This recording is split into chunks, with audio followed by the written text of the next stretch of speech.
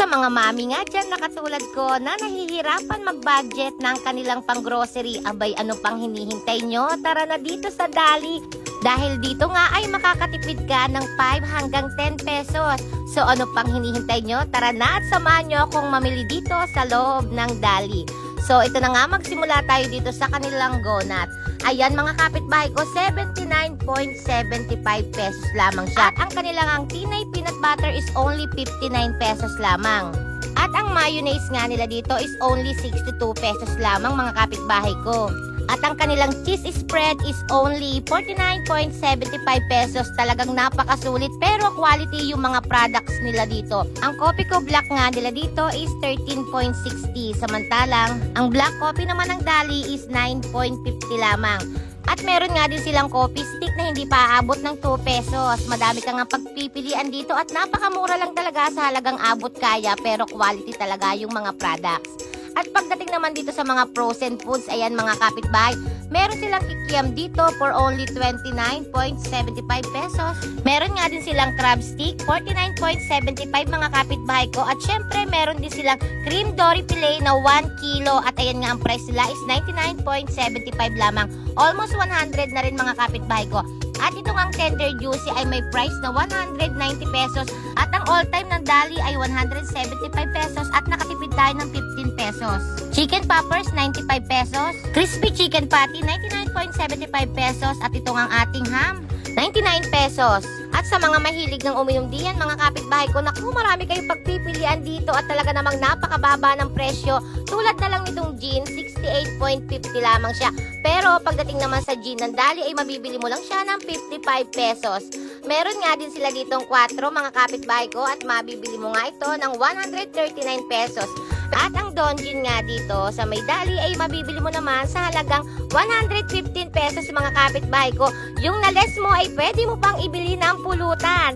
At ang long neck nga dito mga kapitbahay ko ay naghahalaga ng 174.50. Pero yung isang brand nila dito ay nagkakahalaga lamang ng 109 pesos. Meron ka na namang pambili ng pulutan, di ba?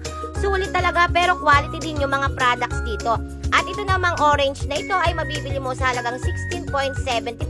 Pero ito namang isa ay mabibili mo lang ng 12 pesos.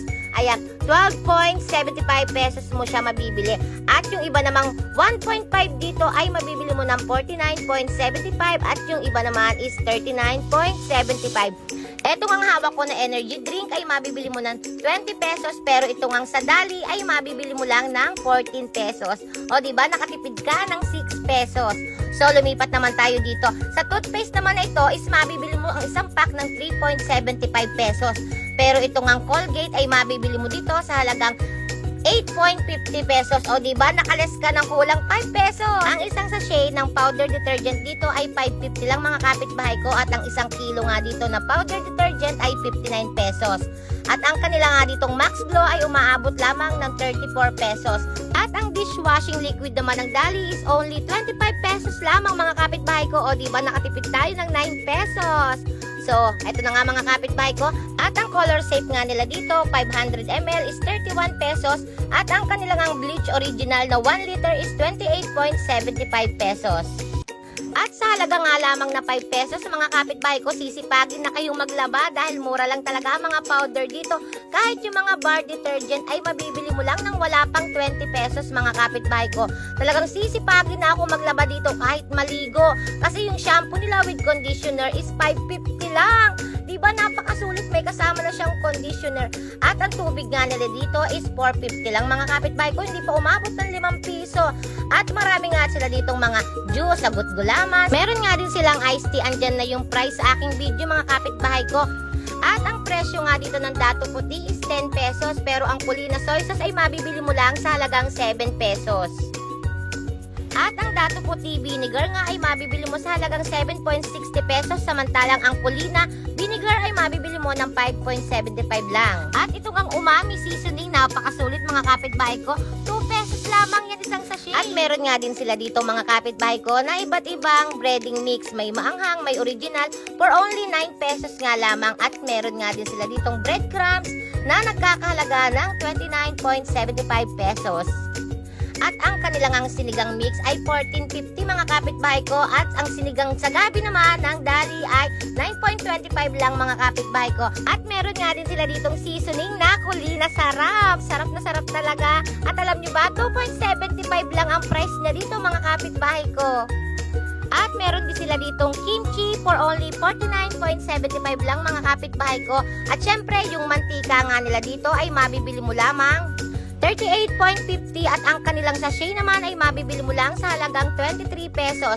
At meron nga din sila ditong sibuyas na 20 pesos at meron din sila ditong bawang na 14.50 pesos at meron din sila ditong luya na 12.75. At syempre, may iba't iba sila ditong seasoning. At ang kanila nga palang salted egg, 13.75. Tuyo, 18 pesos. Ang kanilang popcorn, 14 pesos. Ang kanilang dried laing is only 28.75 pesos. At ang kanilang ang rice ay may 299 at meron ding 329 pesos. At dito naman tayo mga kapitbahay ko sa Dilata. Itong ang Argentina meatloaf ay mabibili mo sa halagang 20 pesos. At ito namang sa Dali ay mabibili mo ng 18 pesos. Naka-discount tayo ng 2 pesos. At ito ang Shanghai Maling ay nagkakahalaga ng 85 pesos mga kapitbahay ko. At ang Wagyu luncheon meat naman ng Dali ay mabibili mo sa halagang 75 pesos lamang. At ito namang Argentina ay mabibili mo ng 34.50. At ang Carne Norte ng Wagyu ay mabibili mo ng 21 pesos. Napakalaki ng ating na-discount. Kaya sa mga mami dyan na katulad ko, huwag kayong matakot na sumubok ng ibang products mga kapitbahay ko. Kasi dito, makakalis ka ng 5 to 10 pesos. Pero yung product is quality talaga. Hindi pa huli sa lasa at dekalidad. At dahil nga mas makakatipid ka ng 5 to 10 pesos, mayroon ka pang mabibili bukod sa mga nasa listahan mo ng mga kapitbahay ko. At sa mga nagtatanong nga dyan kung bakit ganito yung presyo dito sa Dali, ay dahil direct po sila mga kapitbahay ko. At yung ilan nga po dito ay sarili nilang mga produkto. Kaya sa mga nagtitipid dyan at nahihirapan mag-budget ng kanilang pang-groceries, ano pang hinihintay nyo mga kapitbahay ko? Pumunta na kayo dito sa Dali sa Kalaka. Kasi dito sulit at mas mababa ang presyo. Kaya ano pang hinihintay nyo?